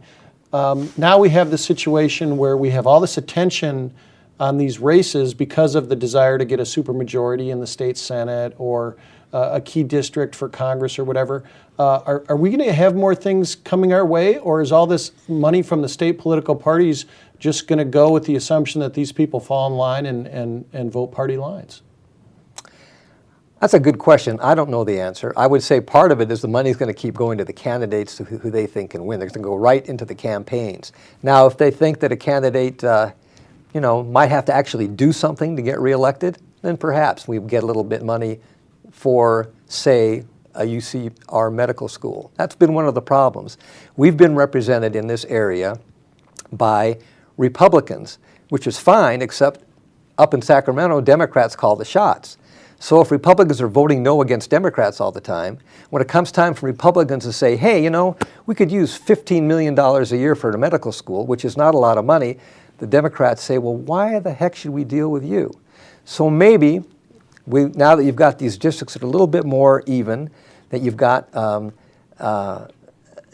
they're in play, and that maybe you've got more moderate candidates because they're even, more moderate office holders, maybe you get back to this sort of give and take where, we got to throw this guy something or this woman something for the district because we want to keep them reelected. Sure. And Ben Goad, our D.C. correspondent, did talk about how in the case of the Takano-Tavoloni seat, the parties do want somebody who can be there for more than just 2 years, so they will give them a little bit more freedom than somebody who's coming from a clear-cut district where it's very obvious that they're gonna be reelected. So interesting. I hadn't really heard that before, but I think that was an interesting point. They'll get a little bit more freedom to represent the district, but Sacramento maybe not the case. And that's all well and good for the establishment Republicans to say, go ahead if assuming Tavoloni wins.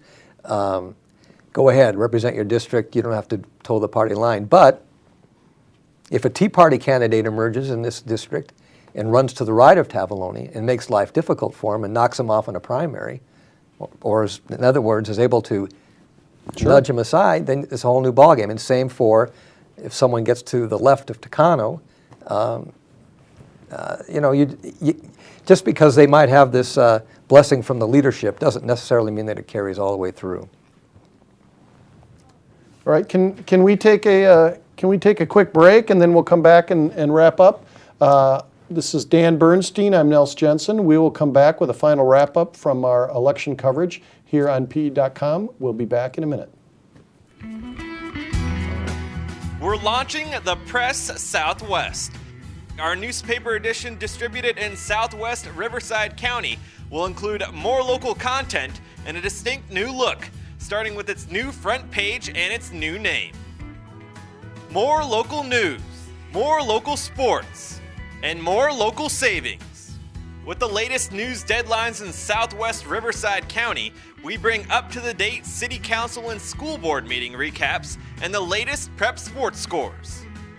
A new and improved look with a front page will highlight local news and the sports section will highlight local sports. John Hunneman, the preeminent voice and columnist of Southwest Riverside County, joins the Press Southwest staff to add more authentic and local perspective. The most extensive coverage of local news and local high school sports in Riverside County. More values from local businesses to make your shopping more convenient. The Press Enterprise Southwest. Start your day in the right direction. If I need to be here, I'll be here. Hi, you are watching PE.com. This is Nels Jensen along with Dan Bernstein. We are recapping the election results, or what results we do have, Dan. Not a lot of them in it this time. No. I'm looking at our Twitter feed here, hashtag PE Politics. Daryl Sanchiat and Hemet says fewer than 100 votes separate Wright from Cremini in the battle for the third Hemet seat there. Very competitive with Bonnie Wright there. We're doing better than the registrar of voters here. David Olson is covering the Cheryl Brown, Joe Baca Jr., Cheryl with a double-digit lead. Jim Miller reporting in that Richard Roth with a very slight lead on his race against Jeff Miller. And Alicia Robinson reporting that Rusty Bailey still leads in the Riverside race with a few more results in. So we are going to run through and take a look at these results here. Dan, what do we... When I take a look at those congressional races, we have looks like we have the next president of the United States. That looks pretty much wrapped up unless there's some kind of dramatic 2000 Florida reversal. So let's move on to the congressional races. We've got the 36th district, and again, I just don't know how fresh those figures are, Nels. Well, I think they are updated, but I think it's the same. I think this is one of those races that's just going to go down to the wire. Mary Bono Mac with 50.29% of the vote, and Raul Ruiz, the Democrat, with 49.71%. So that's been a bitter race, been a lot of money spent on that. Democrats identified that seat. They've gone after it hard. And Mary Bono Mac competing for her political life at this point. So you're going to have to tune in tomorrow. We're going to be back here at 7 a.m. tomorrow. And we're going to have the end of the story on this one with any luck, and hope we won't have to drag this out for the whole week. Let's see, what else do we have? We've got... well, the next race that we're looking at is the new district here in Riverside, which is Mark Takano against John Tavallone. Takano with a 54-46 lead, and that is with about 21% of the vote counted there. And Takano, of course, getting a Bill Clinton endorsement there. You got a... Yeah, this kind of came through the mail. When you get this in your mailbox, I'll tell you what, you know you've arrived when the next president or the former president of the United States shows up in your mailbox. It's a dated picture, but it looks pretty good. All right, so Takano, of course, a Riverside Community College district trustee and teacher. Tavallone, a longtime Riverside Board of Supervisor. And again, new seat, so you'll have a freshman legislator there. The 42nd district is not competitive. Ken Calvert is winning that. The next one we have on our list here is the Bob Dutton against Gary Miller. Again, this is a little bit of a redrawn district. Jerry Lewis's old territory. Of course, he's retiring after, how long was he in Congress? I'm not Forever. sure. Yeah, like he was in a 32 long years, time. Yeah, he was in like decades. We should know, but we don't. Gary Miller, been a lot of time in eastern LA County. He's moved to Rancho Cucamonga. Bob Dutton is from Rancho Cucamonga. Has been in the state rep. And again, two Republicans, not a friendly race. No, here's another brochure that came in through the mail. This is, if we can get this up on the camera. If Chris? we can get this on the camera. This is a Dutton asleep at the switch picture. This is during one of those late night budget sessions. And this was put out by his own party. Don't forget, Dutton was a big leader in the Republican Party in the Senate. And this was kind of put out by the people who he served. So that's why it's kind of bitter. Yeah. Yeah, kind of bitter. And again, some of the dynamic here with the new primary system where the top two vote getters, regardless of party, advance to the general election. And so that race with two Republicans, and the next race that we're going to talk about with two Democrats, which is Joe Baca, the longtime representative from San Bernardino County, against Gloria Negrete McLeod.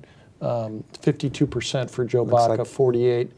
And again, we've talked a couple times about the huge infusion of money from Mayor Bloomberg and his super PAC, $3 million. $3 million. Now, if it had been about golf, if Mayor Bloomberg was turning golf, it could have been $3 million for Baca, but no, that's right. It was gun control. Gentleman Joe, but that was not the case here. And the next district we're going to look at here would be, all right, I'm sorry, we're skipping ahead now to the Riverside mayor's race with Rusty Bailey with a comfortable 57-43 lead there. It looks like it's probably, maybe it's too early to say he's got it in the bag, but it sure looks like he's got it in the bag. Yeah, and Rusty's been on the council now for this is his second term. This is his second term, right. Ed was on the council previously. He served 2 full terms. Right. Both veterans, if you will, of the local political scene.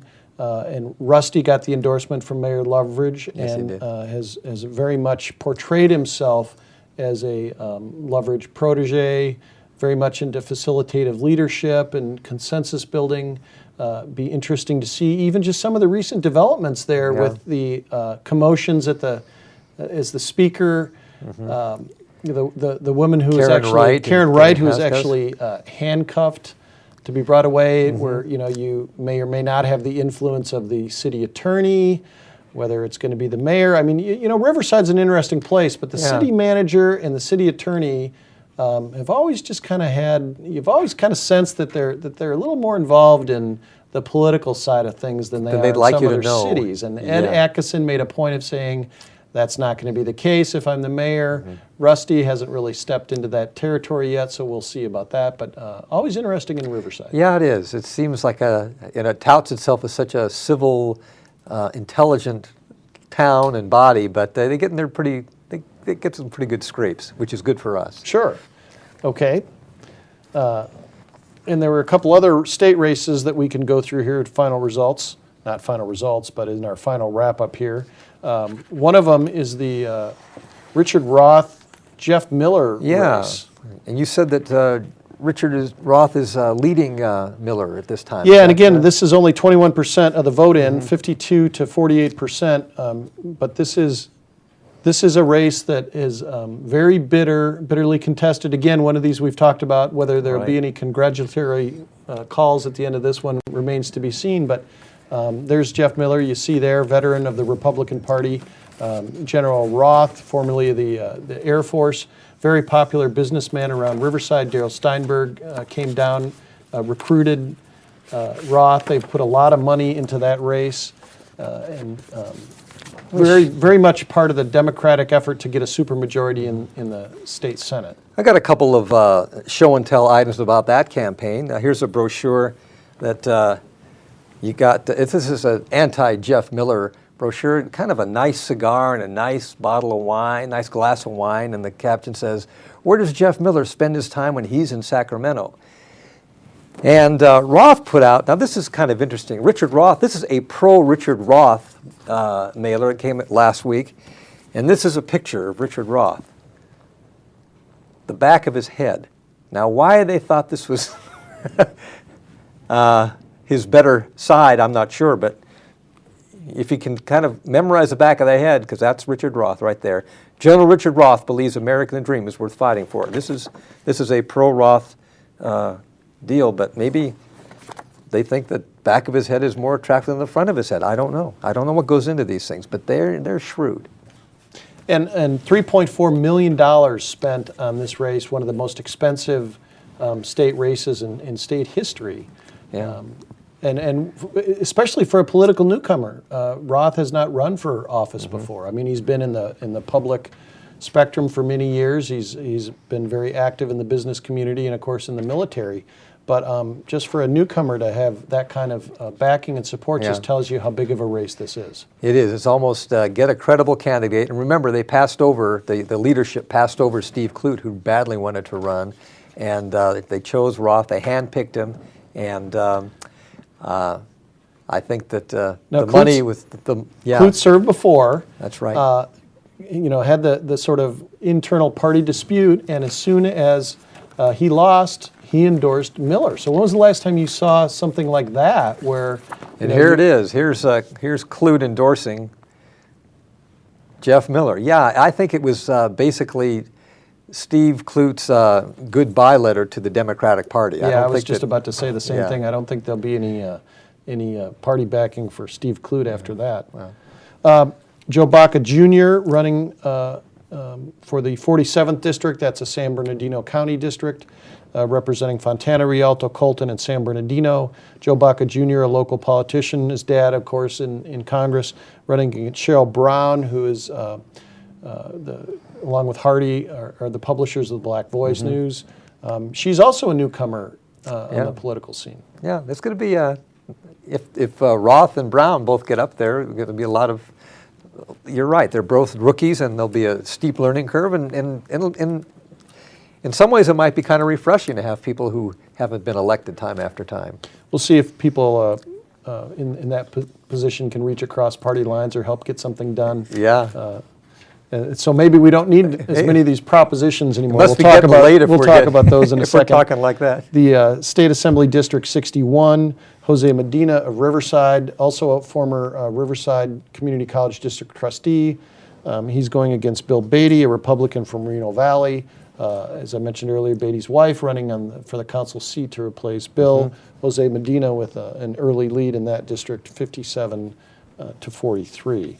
And finally, in our area, District 67, Melissa Melendez and Phil Pauley. That's down in the Canyon Lake, Elsinore, Menifee, Wildemar, and Murrieta. A very close race there with 21% of the vote in. That's 51-49 for Pauley. All right. Well, I think we're just about the end of our time here. Thank you very much for joining us at this 2-hour live coverage of election 2012. We're happy that you could be with us, and we'll be back again tomorrow morning at 7 a.m. And we'd like to go out with lighten your evening with a little musical interlude. And we'll sign off with that.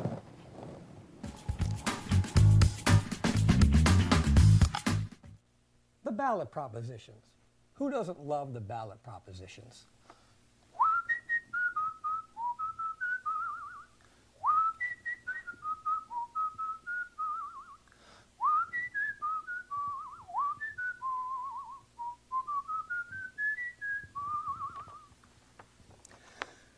Three strikes and sales tax, payrolls and unions, auto insurance and trafficking humans, taxing the wealthy to pay for the schools. These are a few of election day's jewels. Death row downgraded to live till you die here. Taxes that backers are sure will expire. Labeling rules on engineered food. Is this before or right after it's chewed? Brown and Munger, how we hunger for all this to end. Vote yes to oppose and vote no to say yes. So easy to comprehend. Super PACs are running everything, the whole election. Billions of dollars are being spent.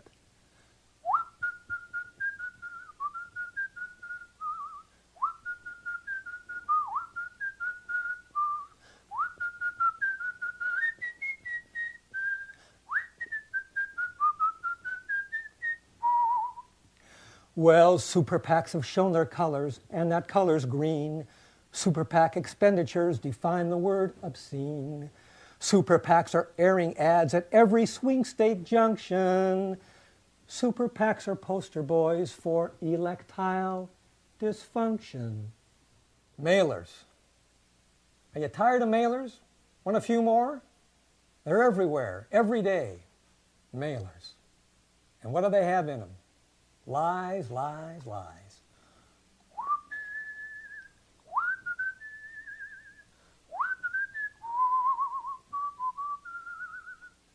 Well, mailers lying to me, just can't believe what they want me to see.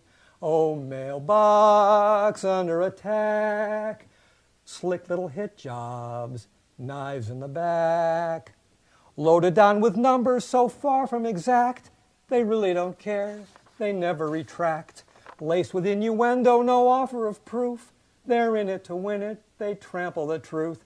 Oh, mailers, lying to me, slick, sleazy mailers, that's democracy.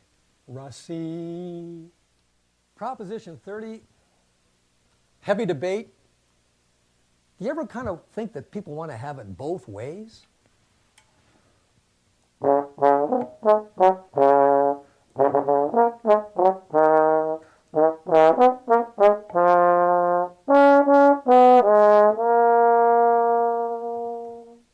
Schools overflow, classrooms brim with kids, school days decline, funding's on the skids.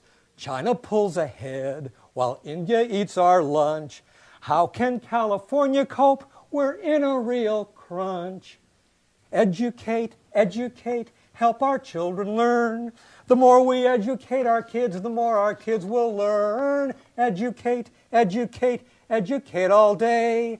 Make our kids competitive, but please don't make us pay.